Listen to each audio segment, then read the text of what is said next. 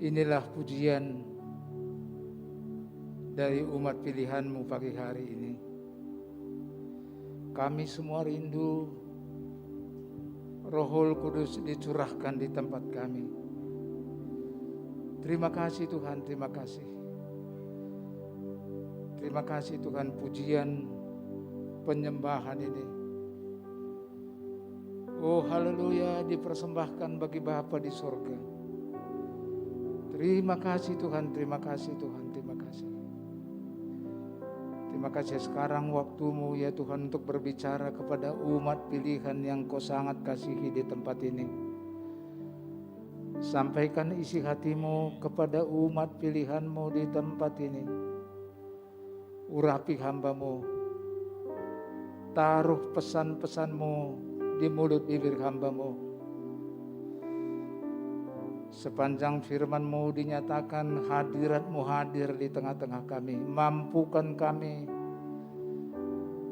biar kami dapat menangkap pesan-pesan Tuhan.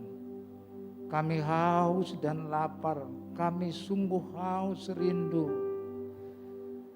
akan Roh Kudus dicurahkan kepada setiap kami, kepada gereja-Mu, kepada di tempat ini, kepada setiap kami masing-masing. Kami rindu Roh Kudus dicurahkan. Berhembuslah Roh Kudus di tengah-tengah kami. Terima kasih Bapa, kami siap. Kami siap, urapi hamba-Mu, urapi kami semua. Dalam nama Yesus, kita yang sudah diberkati dan yang akan diberkati firman Tuhan sama-sama katakan amin. Tepuk tangan buat Yesus. Haleluya, haleluya. Silakan duduk.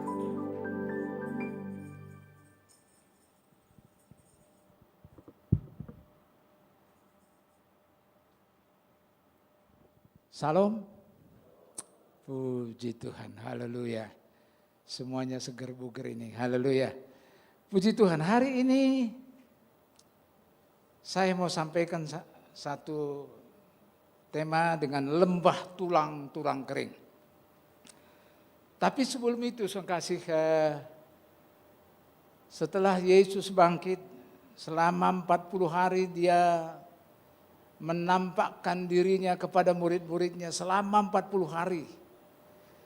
Kemudian setelah itu, setelah 40 hari dia naik ke sorga. Kita sudah peringati tanggal 26 Mei kemarin. Dia naik ke sorga dan dia pesan kepada muridnya, biar murid-muridnya tunggu di Yerusalem. Dia akan kirim penolong, seorang penolong, yaitu roh kebenaran, yaitu Roh Kudus. Dan mereka selama 10 hari berdoa, menyembah Tuhan, berdoa, menyembah Tuhan. Terus tanpa henti-hentinya. Enggak ada jedanya. Enggak ada sesi. Kalau seminar kan ada sesi. Ini pujian penyembahan enggak tahu kapan berakhir. Kapan ujungnya enggak tahu. Hari ke-50 yang kita akan peringati hari ini. Roh Kudus itu dicurahkan di loteng Yerusalem. Tapi hari ini saya digerakkan Tuhan untuk menyampaikan lembah tulang-tulang kering. Pak Purba, apa hubungannya dengan Roh Kudus? Ya nanti kita lihat. Nah, saudara kasih, ini terdapat di Yehezkiel 37 ayat 1 sampai 14. Itu di perikopnya memang tulisnya lembah tulang-tulang kering. Tapi ada juga misalnya di New King James Version itu di perikopnya kebangkitan Israel. Nah ini merupakan pesan Tuhan tentang kebangkitan, saudara kasih. Oleh karena itu mari kita baca, kita tidak lama-lama di situ. Mari kita baca di Yehezkiel 37 ayatnya yang pertama dulu. Yes. Lalu kekuasaan Tuhan meliputi aku dan ia membawa aku keluar dengan perantaraan rohnya dan menempatkan aku di tengah-tengah lembah. Dan di lembah itu penuh dengan tulang-tulang. Wow, Jehezkiel, saya mau kasih tahu kepada saudara, Jehezkiel itu adalah anak yang seorang nabi yang masih muda. Roh Kudus, roh Tuhan, roh Allah hinggap padanya. Dan roh itu membawa dia keluar ke satu lembah. Dan di lembah itu ternyata begitu banyak tulang-tulang.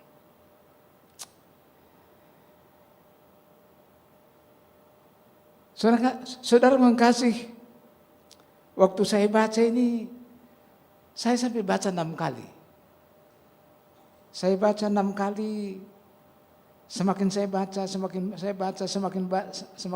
semakin mengerti saya maksudnya. Dan Yehezkiel ini punya karunia. Karunia apa? Karunia penglihatan, penuh kuasa, saudara. Roh itu nyata. Dalam perjanjian lama dia disebut roh suci. Oh haleluya, roh Allah sudah ada sejak penciptaan alam. Saya mau kasih tahu kepada saudara. Maka berfirmanlah Allah, jadilah terang. Karena roh Allah itu melayang-layang. Tuhan ciptakan segala sesuatu oleh kuasa rohnya. Roh itu hinggap di Jehezkiel seperti saya tadi sebutkan dan membawa keluar untuk melihat tulang-tulang kering. Suatu pemandangan yang saya nggak bisa bayangkan karena disebutkan begitu banyak tulang-tulang kering. Saya mau kasih tahu kepada saudara makna pertama dari tulang-tulang kering itu. Tulang-tulang kering itu, dengarkan, saudara harus benar-benar fokus. Karena ini berat. Saya sampai baca 6 kali. Tulang-tulang kering itu melambangkan kaum Israel di tempat pembuangan. Yang sudah tersebar kemana-mana. Enggak ada pengharapan. Nabi Yehezkiel itu melihat semua kaum Israel yang di dalam pembuangan tidak punya pengharapan. Pertama, saya mau kasih tahu saudara, ini yang saudara harus dengarkan ini.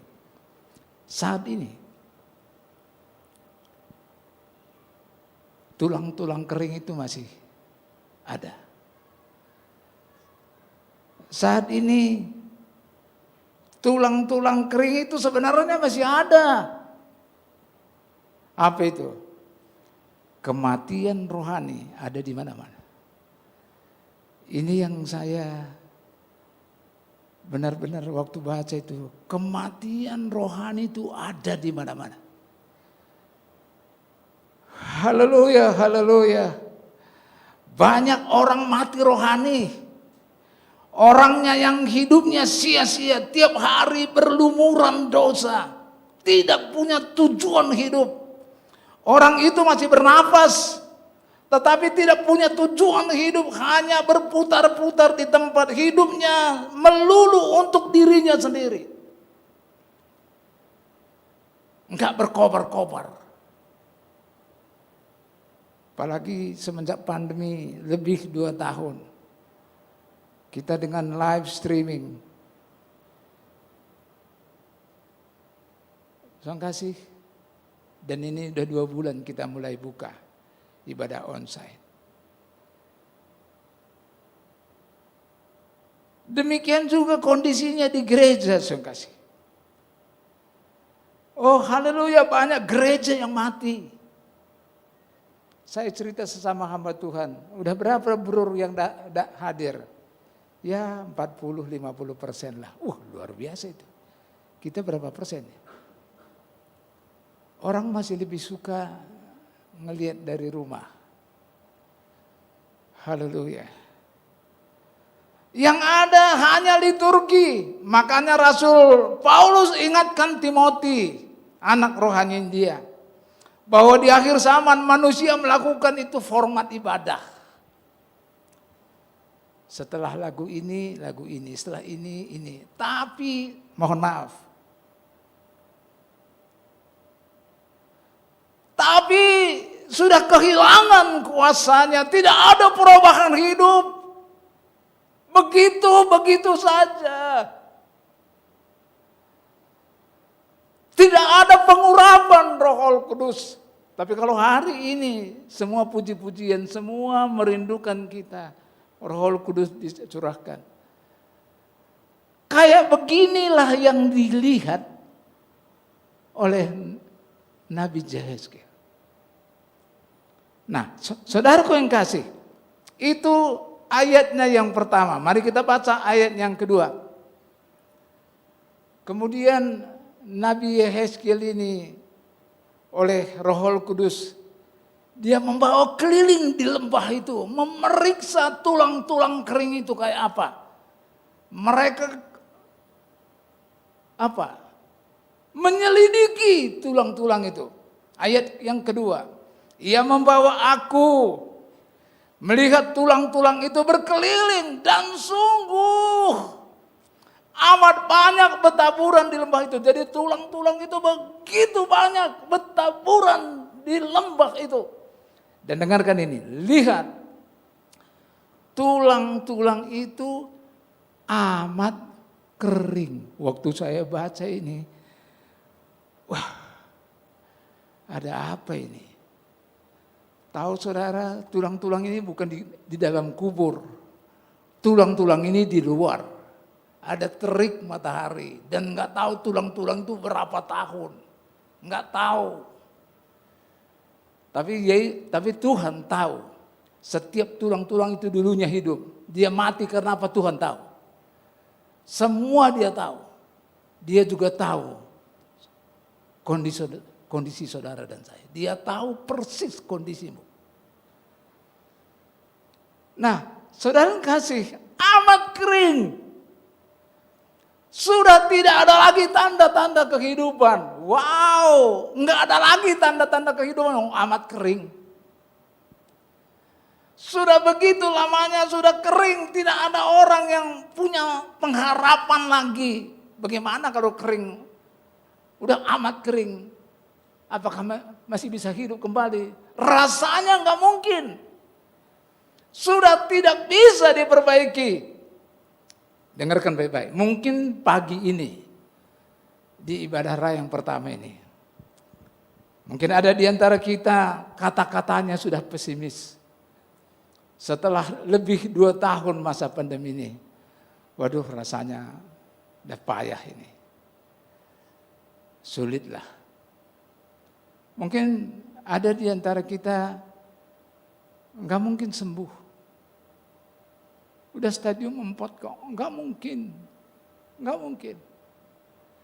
Mungkin ada di antara kita usahanya sudah benar-benar babak belur, enggak mungkin kembali. Enggak mungkin. Haleluya, haleluya. Saya mau kasih tahu kepada saudara, dalam Tuhan tidak ada yang tidak mungkin. Dalam Tuhan tidak ada kata terlambat. Katakan amin. Bagi Tuhan tidak ada yang mustahil. Tulang-tulang kering ini di lembah ditaruh di tempat terbuka. Oleh karena itu anak-anak Tuhan yang hadir hari ini, saudara, sepersoalan kayak apapun berat yang kau hadapi hari-hari ini, saudara terbuka kepada Tuhan. Datang kepada Tuhan, terbuka, sampaikan kepada Tuhan. Terbuka kepada Tuhan. Tulang-tulang itu bukan di dalam kubur, tapi terbuka, terletak, terbuka. Saudara harus datang kepada Tuhan, terbuka kepada Tuhan. Apa? Jangan sembunyikan dosamu. Jangan sembunyikan kegagalanmu. Bawa kepada Tuhan pagi hari ini. Kalau kau gagal dan gagal, bawa kegagalanmu kepada Tuhan dengan terbuka. Tuhan pasti tolong. Tuhan pasti tolong. Saudara yang kasih, tetapi saya mau beritahu kepada saudara, kepada kita semua, dalam Tuhan, dalam Yesus tidak ada kata-kata terlambat. Oh haleluya, haleluya, haleluya. Oleh karena itu saudara yang kasih, jangan pernah menyerah. Yesus Tuhanmu, Tuhanku tidak pernah menyerah untuk saudara dan saya. Saya mau kasih tahu saudara, kalau saudara menyerah terhadap saya, mungkin saya nggak ada di sini. Tapi Tuhan tidak pernah menyerah untuk menolong saudara, untuk membawa saudara. Oh haleluya, untuk memulihkan saudara. Tuhan tidak pernah menyerah, ingat itu. Tapi bisa saudara katakan, sudah amat kering. Aku dari dulu begini Pak Purba. Dari dulu saya kecanduan nikotin. Makanya saya merokok terus. Dari dulu saya memang kecanduan seks bebas Pak Purba. Nggak bisa saya lepas dari situ.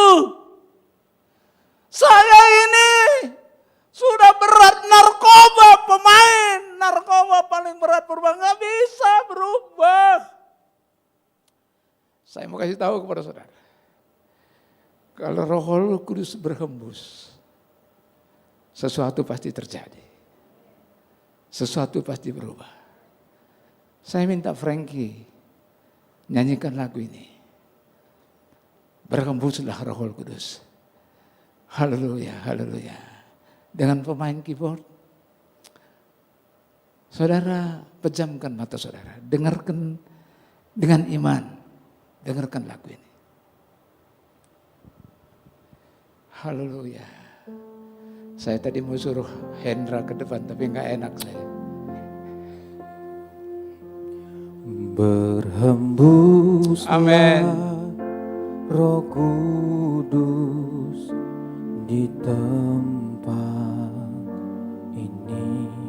Amin. Berhembuslah Roh Kudus dengan kuasa-Mu. Amin. Pulihkanlah gereja-Mu. Amin. Di akhir zaman. Amin. Amin. Berhembuslah, Oh, haleluya. berhembuslah sekarang. Amin. Haleluya. Urapilah kami, Urapi kami Tuhan. dengan minyak baru. Penuhilah kami dengan hadirat-Mu. Haleluya. Haleluya. Rindu Tuhan. Amin. Melihat Oh, haleluya. dicurahkan di tempat ini. Tuhan mau membangkitkan orang-orang yang mati rohani. Tuhan mau membangkit gereja yang lesu. Tuhan mau membangkitkan umatnya yang letih, lesu, berbeban berat, yang selalu kalah, yang selalu gagal. Tidak berkuasa. Tuhan mau membangkitkan saudara. Tuhan mau membangkitkan gereja ini. Oh haleluya, haleluya. Sudah waktunya Roh Kudus dicurahkan. Di tempat ini, di gereja ini, di masing-masing kita sudah waktunya. Haleluya, haleluya, haleluya. Itu ayat yang kedua, mari kita baca ayat yang ketiga. Lalu ia berfirman kepadaku, hai anak manusia, dapatkah tulang-tulang ini dihidupkan kembali? Aku menjawab, ya Tuhan Allah, Engkaulah yang mengetahui. Di sini disebutkan hai anak manusia.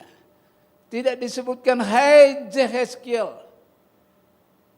Dia mengingatkan bahwa saudara dan saya, kita ini hanya manusia. Saudara dan saya tidak bisa berbuat apa-apa kalau Tuhan yang lakukan. Dia ingatkan saudara dan saya, kita ini manusia. Kita ini hanya dari tanah debu. Nggak perlu apapun yang kau sombongkan. Semua terjadi itu karena Tuhan, bukan karena engkau. Dan pertanyaannya, hai anak manusia, dapatkah tulang-tulang ini dihidupkan kembali? Waktu saya dengar ini, kalau saya di sana, hai Purba, saya dibawa ke lembah, ngelihat tulang-tulang amat kering. Hai Purba, bisa nggak ini dihidupkan? Saya pasti bilang nggak bisa. Nggak bisa, nggak bisa. Tapi Nabi Yesaya ini hebat benar. Dia bilang kalau tidak bisa menghina Tuhan itu. Karena Tuhan apapun bisa dia lakukan. Dengarkan ini. Makanya Yehezkiel bilang, tapi kalau Yehezkiel menjawab bisa, dia juga ragu. Maka jawabannya keren banget. Aku menjawab, ya Tuhan Allah, engkaulah yang mengetahui. Wow. Saya mau kasih tahu kepada Yehezkiel ini beriman kepada Tuhan Allah. Yehezkiel ini beriman kepada El Shaddai, Allah yang Maha Kuasa. Jawabnya tadi sudah, kalau Tuhan engkau mau, engkau bisa. Engkaulah yang mengetahui. Kalau Tuhan mengucapkan satu kata saja, maka itu terjadi. Saya mau kasih tahu kepada saudara. Bukankah seorang perempuan yang mengalami pendarahan 12 tahun, sudah habis duit, kesana kesini, tapi dengan satu kata saja dia sembuh. Oh haleluya, bukankah seorang hamba dari seorang perwira di Kapernaum, sakit lumpuh dan sangat-sangat menderita. Tapi seorang perwira ini bilang kepada Yesus, asal engkau katakan satu kata saja, sembuh. Dan hamba itu sembuh.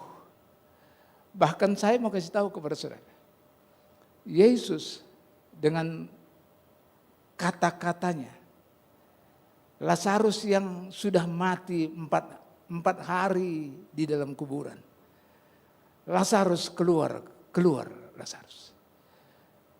Allahmu, Allahku itu Maha Kuasa. Dan dia belum berubah. Dulu, sekarang, sampai selama-lamanya. Hari ini apa yang kau anggap tidak mungkin? Apa yang kau anggap mustahil? Bagi Tuhan tidak ada yang barang mustahil. Enggak ada. Dia apapun bisa dia lakukan kalau dia mau. Saudara harus percaya, jangan ragu. Oh haleluya, Tuhan kita itu Maha Kuasa, saudara kasih. Dia belum berubah. Dia bisa lakukan karena dialah Allah yang Maha Kuasa. Nah, itu yang ketiga, waktunya cepat sekali. Mari yang keempat. Lalu firman-Nya kepadaku, bernubuatlah mengenai tulang-tulang ini dan katakanlah kepadanya, hai tulang-tulang yang kering, dengarlah firman Tuhan. Ayatnya yang kelima, beginilah firman Tuhan. Allah kepada tulang-tulang ini, aku memberi nafas hidup di dalammu supaya kamu hidup kembali. Saya sekali lagi mau saya kasih tahu kepada saudara. Kata daripada Roh Kudus di perjanjian lama itu juga disebut adalah nafas yang hidup. Nafas yang hidup. Aku memberi nafas hidup, aku memberi Roh Kudus di dalammu supaya kamu hidup kembali. Ayat 6, dengarkan.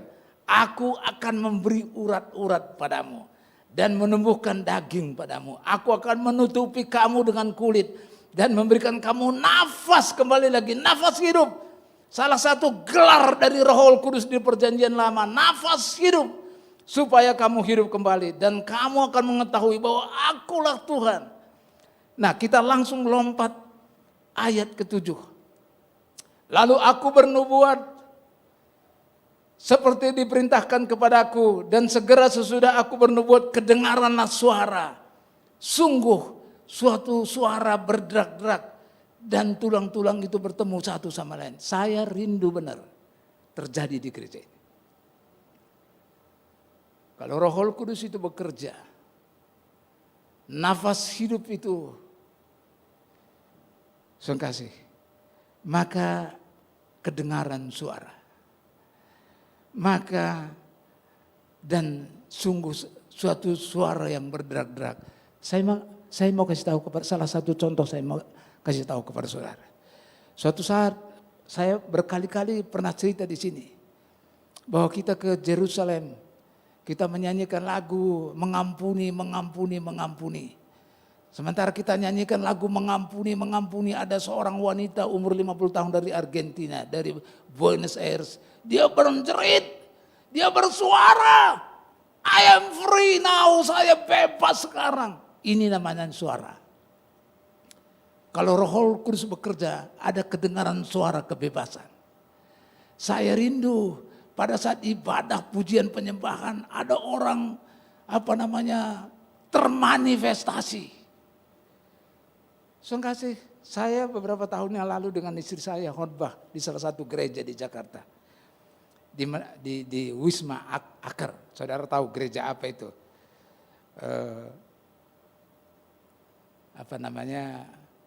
Kalau Vivi pasti tahu itu.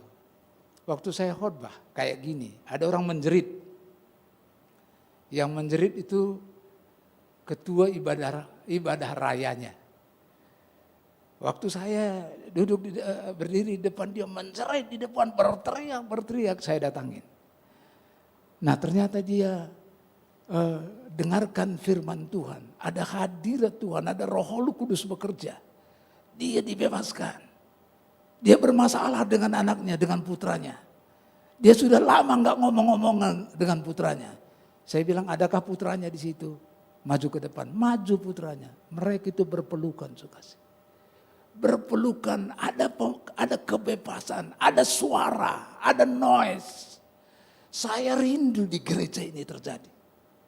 Saya rindu kalau saudara dan saya rindu dengan nafas hidup itu. Saudara rindu akan Roh Kudus itu. Roh Kudus itu akan bekerja. Dan akan mulai kedengaran suara. Haleluya, haleluya. Ayat yang ke-8. Sedang aku mengamat-ngamatinya, lihat urat-urat ada. Dan daging tumbuh padanya, kemudian kulit menutupinya. Tetapi mereka belum bernafas. Tahu saudara, pada saat penciptaan Adam diciptakan dari tanah debu. Udah ada kepalanya, udah ada matanya, udah ada hidungnya, udah ada mulutnya, udah ada tangan, kaki, semua udah ada. Tapi belum bernafas. Maka Allah menghembuskan nafas hidup. Maka manusia itu menjadi makhluk yang hidup. Betapa dahsyatnya nafas hidup itu. Betapa luar biasanya Roh Kudus itu. Ini yang saudara harus rindu-rindukan. Yang kering bisa jadi hidup. Yang tidak mungkin kau anggap tidak mungkin, bagi Tuhan tidak ada yang tidak mungkin. Oleh karena itu mari rindukan Roh Kudus. Mari minta Roh Kudus. Kita lompat karena waktunya udah cepat sekali, ada pertemuan kudus lagi. Ayat 9. Maka firman-Nya kepadaku, bernubuatlah kepada nafas hidup itu. Bernubuatlah hai anak manusia, dan katakanlah kepada nafas hidup itu, beginilah firman Tuhan Allah. Hai nafas hidup, dengarkan ini kata kunci. Hai nafas hidup, datanglah dari keempat penjuru angin. Hai Roh Kudus, datanglah dari keempat penjuru angin dan berembuslah ke dalam orang-orang yang terbunuh itu. Berembuslah kepada tulang-tulang kering itu, supaya tulang-tulang kering itu hidup kembali. Wow, luar biasa. Saya mau tanya kepada saudara, berapa penjuru angin yang saudara tahu? 1, 2, 3, 4? Berapa? 4. Apa itu? Apa? Ya, penjuru angin timur, penjuru angin barat, penjuru angin utara, penjuru angin selatan. Jadi angin, Roh Kudus itu datang dari segala penjuru. Saya mau sampaikan kepada saudara hari ini. Dengarkan baik-baik, apa maknanya? Ini simbol.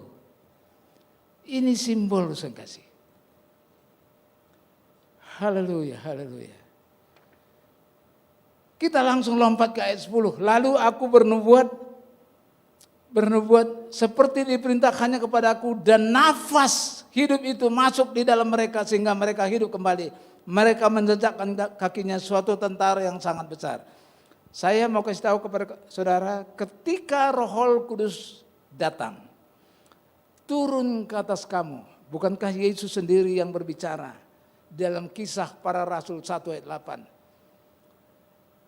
Engkau akan menerima kuasa kalau Roh Kudus itu turun atas kamu, dan kamu akan menjadi saksiku di Yerusalem, di Samaria, di Yudea, di Samaria sampai ke ujung bumi. Saya mau kasih tahu kepada saudara,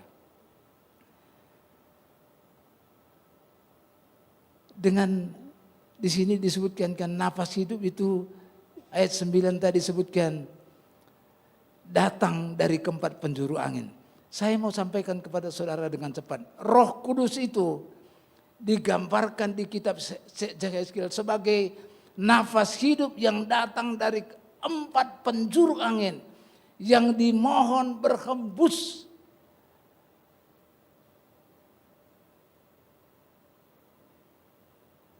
untuk tulang-tulang itu. Empat penjuru angin adalah simbol, dengarkan, ini saudara harus dengarkan. Empat penjuru angin adalah simbol empat pekerjaan Roh Kudus dalam kehidupan anak-anak Tuhan, dalam kehidupan gereja. Kalau dipenuhi oleh Roh Kudus akan terjadi. Sekarang apa arti simbol angin timur? Dengarkan. Betapa pentingnya saudara dan saya harus dipenuhi oleh Roh Kudus. Angin timur itu apa, Pak Purba? Angin timur itu melambangkan pekerjaan Roh Kudus yang membuka jalan di saat tiada jalan. Saudara ingat di Keluaran 14 ayat 21. Saya mau kasih tahu kepada saudara. Pada saat Firaun kembali mengejar bangsa Israel, di depan mereka laut Tiberau, di belakang Firaun. Maka Musa angkat tongkat, dan ini kita bisa baca. Lalu Musa mengulurkan tangannya ke atas laut, dan semalam-malaman itu Tuhan menguakkan air laut dengan perantaraan angin timur yang keras, membuat laut itu menjadi tanah kering, maka terbelahlah air itu. Saudaraku yang dikasihi oleh Tuhan, Tuhan mengirimkan angin timur yang sangat keras sehingga tanah di laut itu menjadi kering, sehingga orang Israel itu bisa lalui, bisa menyeberang. Di kiri kanannya ada tembok air. Wow, dahsyat. Angin timur itu, sekali lagi saya mau sampaikan kepada saudara, melambangkan pekerjaan Roh Kudus yang membuka jalan di saat tiada jalan. Jadi saudara kalau hari-hari ini kesini mentok, kesana mentok, macam-macam mentok, enggak jalan-jalan, tiada jalan, mari minta angin timur itu, minta Roh Kudus itu turun atasmu, maka saat tiada jalan menjadi ada jalan. Angin timur. Sekarang mari angin barat nomor 2 dengan cepat. Angin barat itu, saudaraku yang kekasih, melambangkan pekerjaan Roh Kudus yang berkuasa membatalkan kutuk dalam nama Yesus. Saya waktu pelajari ini, Keren bener. Keluaran 10 ayat 19. Kalau saudara baca itu tulah ke-8 belalang. Maka Tuhan membuat angin bertiup dari jurusan sebaliknya, yakni angin barat yang sangat kencang, yang membawa belalang itu dengan melemparkannya ke laut Tiberau. Tidak ada satu belalang pun yang tinggal di seluruh daerah Mesir. Dengarkan. Belalang itu begitu banyaknya, sampai seluruh daerah Mesir belalang seluruhnya sampai gelap. Dan Firaun itu bertobat, minta kepada Musa dan Harun, aku minta ampun, doakan saya, biar malapetaka ini, biar musibah ini, biar belalang ini dijauhkan dariku. Dan Musa berdoa, ini doanya. Dan datang angin barat yang sangat kencang.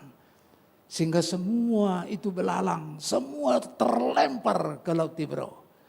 Saya mau kasih tahu kepada saudara. Angin barat melambangkan pekerjaan Roh Kudus yang membatalkan semua kutuk. Jadi kalau saudara dipenuhi oleh Roh Kudus, ada kan orang bilang kalau orang tuanya begini-begini maka terkutuk begini-begini. Saudara dipenuhi oleh Roh Kudus, maka yang namanya itu dibatalkan. Kutuk itu dibatalkan adalah engkau kepadamu. Betapa pentingnya Roh Kudus itu. Jadi saudara harus rindu benar.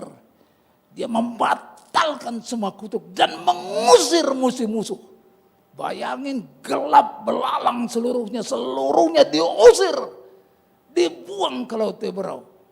Betapa dahsyatnya kalau saudara dipenuhi oleh Roh Kudus. Yang ketiga, angin utara melambangkan pekerjaan Roh Kudus yang menumbuhkan. Itu bisa dibaca di Amsal 25 ayat 23 ya. Angin utara membawa hujan. Saudara yang dikasih Tuhan, Roh Kudus adalah roh yang menghujani iman kita sehingga kita bertumbuh. Apapun yang saudara pegang, apapun yang saudara kerjakan, apapun yang saudara layani akan bertumbuh dalam nama Yesus. Yang menumbuhkan bukan siapa-siapa, yang menumbuhkan itu adalah Roh Kudus. Jadi Roh Kudus yang menghujani benih yang kita tabur. Oleh karena itu khususnya kami para pembicara, mari minta Roh Kudus. Karena kita sering menaburkan firman Tuhan. Mari biar firman Tuhan yang kita taburkan itu bertumbuh dan bertumbuh. Mari kita dipenuhi oleh Roh Kudus. Minta sama Tuhan Roh Kudus itu. Terakhir, angin selatan. Ini yang saudara dan saya harus nantikan. Melambangkan pekerjaan Roh Kudus yang memberikan berkatnya berulang-ulang. Ternyata Tuhan itu tidak mau memberikan saudara berkat hanya sekali saja. Tapi terus menerus. Siapa yang mau diberkati Tuhan terus menerus? Sekali lagi pertanyaannya. Siapa di tengah-tengah kita yang mau diberkati Tuhan hanya sekali saja, tapi terus menerus? Kok gini?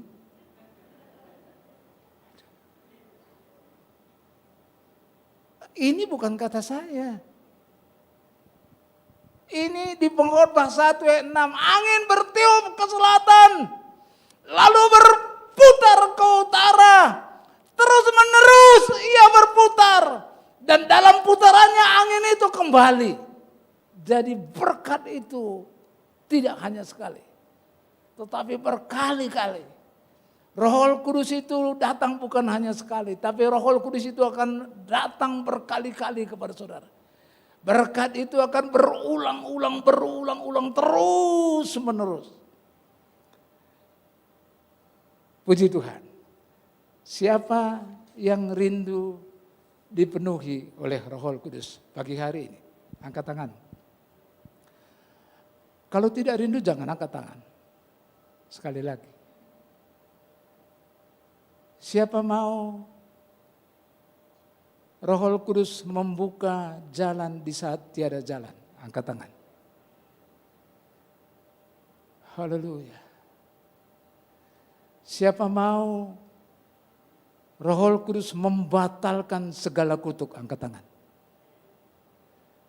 Haleluya.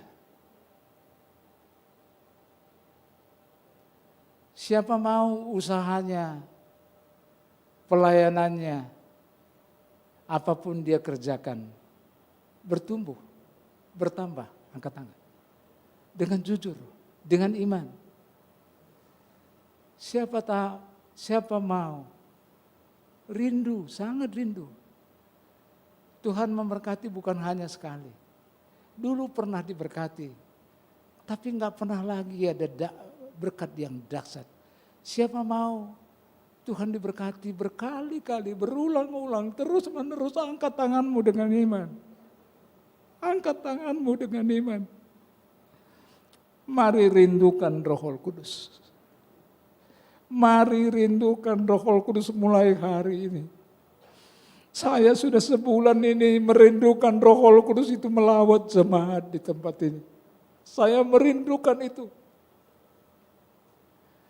Saya menangis, air mata tiap hari. Saya dipenuhi oleh Roh Kudus berkali-kali tiap hari. Berkali-kali. Tiap hari. Dan itu kerinduan saya. Jemaat di tempat ini dipenuhi oleh Roh Kudus berkali-kali, berulang-ulang. Baptisan Roh Kudus itu hanya sekali. Tapi dipenuhi oleh Roh Kudus terus menerus. Kalau belakangan ini saudara rohnya sudah padam. Mari rindukan Roh Kudus itu. Dia akan melawat engkau. Haleluya. Terima kasih Tuhan, pejamkan matamu. Mari WL Singers maju ke dalam. Pejamkan mata kita. Haleluya Jesus, haleluya. Renungkan firman Tuhan ini tadi. Haleluya.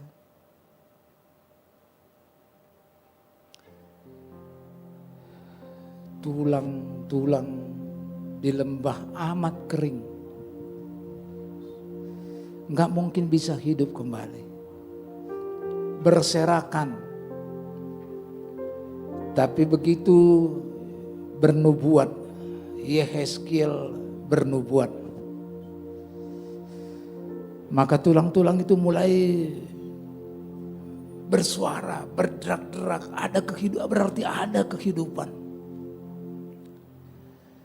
Kalau saudara belakangan ini benar-benar enggak ada pengharapan lagi. Rasanya sudah hopeless, putus asa. Kalau Roh Kudus berhembus, maka sesuatu pasti terjadi. Sesuatu akan berubah. Bukan karena engkau, karena Roh Kudus. Karena Roh Kudus itu datang dari segala penjuru, dari 4 penjuru angin. Dan tadi kita sudah dengarkan sama-sama. Maka salah satunya adalah angin timur yang membuat jalan pada saat tiada jalan. Membelah ketidakmungkinan. Wow. Yang selama ini jalan tertutup. Yang selama ini pintu tertutup rapat. Sehingga berkat itu enggak bisa mengalir di tengah-tengah usahamu, di dalam keluargamu. Angin timur melambangkan pekerjaan Roh Kudus yang membuat jalan di saat tiada jalan. Wow. Mungkin engkau ada berkata, ini kutuk, karena ini kutuk keturunan. Hari ini engkau dengar firman Tuhan. Oh angin barat, oh membatalkan segala kutuk. Begitu saudara dipenuhi oleh Roh Kudus, maka kutuk itu tidak jadi kepada saudara. Bukan kata saya, ini firman Tuhan. Ini nubuatan. Dan nubuatan ini bukan prediksi, ini yes. Firman Tuhan ini ya dan amin. Bukan prediksi. Kayak cuaca, bukan. Ini firman Tuhan ya dan amin. Apa katanya jadi. Percaya saja. Dan kalau selama ini engkau bikin usaha ini enggak bertumbuh, ini enggak bertumbuh, ini enggak bertumbuh. Yang berladang nanam ini juga enggak bertumbuh. Pelayanan kita enggak bertumbuh. Saudara dan saya butuh angin utara. Oh haleluya. Untuk menumbuhkan. Oh biar jadi hidup. Dan saudara dan saya, kita semua sangat merindukan, memerlukan berkat yang berulang-ulang, angin selatan. Terima kasih Tuhan, pujian hormat hanya bagi nama Tuhan. Firman-Mu sudah selesai disampaikan, tapi Roh Kudus terus bekerja, terus menjamah setiap kami. Biar kami pulang hari ini, kami bisa dipenuhi oleh Roh Kudus di dalam mobil. Pada saat memasak, pada saat kami jalan-jalan, saat kapanpun kami bisa dipenuhi oleh Roh Kudus. Diperlukan kerinduan yang mendalam dari saudara dan saya. Terima kasih Tuhan, pujian hormat hanya bagi nama Tuhan. Dalam nama Yesus, kita yang sudah diberkati, mari sama-sama katakan amin. Tepuk tangan buat Yesus, haleluya.